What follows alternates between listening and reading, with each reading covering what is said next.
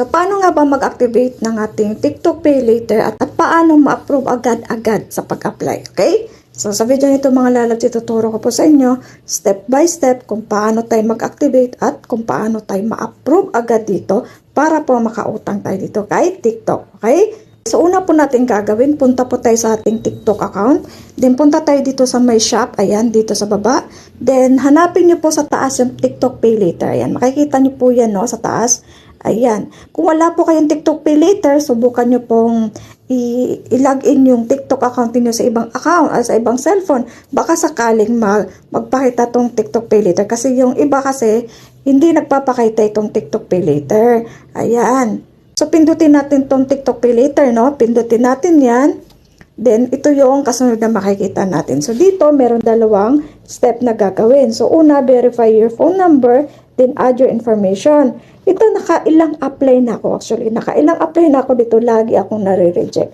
So, ngayon, nag-apply ako sa ito na na-approve na ako. So, ituturo ko sa inyo step by step ko ano yung ginawa ko kung bakit ako na-approve agad. Okay, so dito, continue lang tayo, no? So, dito pwede tayo ma-offeran hanggang 50,000, no? Tapos, continue tayo. So, ayan. So, pipili tayo ng ID dito na meron tayo, no? So, ang pinili ko, itong national ID ko. Ayan. So, click natin itong continue. Ayan. So, sana po masundan nyo, no? Kung may mga tanong po kayo, wag po kayo mahiyang mag-comment lang po sa baba, no?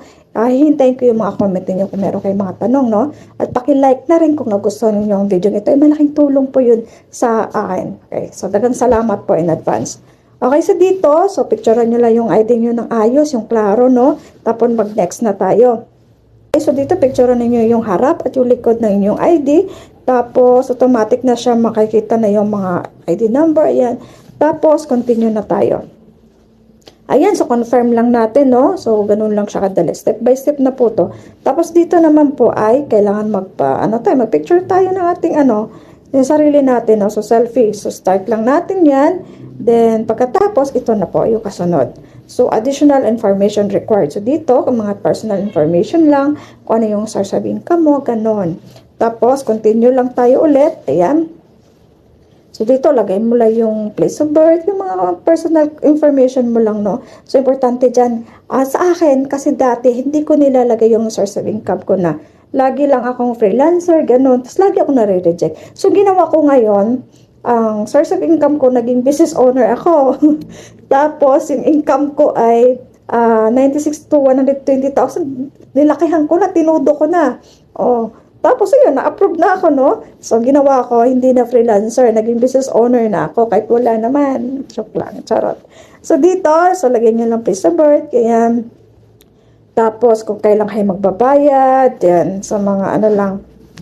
Tapos, continue lang tayo, no? Tapos, maglalagay dito yung referral na, reference na number, yan. So, halimbawa, kapatid mo, asawa mo, ganun, depende yan. Tapos, ako ay dito sa select your repayment due date. So, pili lang kayo dito. Ayan. So, continue lang tayo. So, ganun lang siya kadali, mga lalabs. Okay, so dito, continue lang tayo, no? So, ganun lang po siya. Tapos, review na siya. Reviewing credit na. Tapos, wala pang 1 minuto. Chinek ko na agad yung inbox ko. Ayan, sa wakas talaga nakailang attempt ako dito mag-apply, lagi akong rejected. Kasi lagi yung nilalagay ko na source of income ko, yung parang freelancer lang ako, yung ganon-ganon.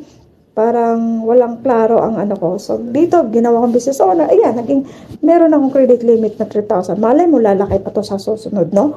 So, ganun lang siya kadali kung paano tayo mag-activate ng ating TikTok Pay Later at kung paano ma-approve agad. So, gawin niyo po. Sundin niyo lang yung tinuro ko, business owner, ilagay niyo, tapos 96 to 120,000, ganun. Ganun lang ang gagawin niyo. Tapos, ayusin niyo yung pag-picture ninyo sa iyong ID. Ayan. So, sana po nakatulong sa inyo. You're welcome.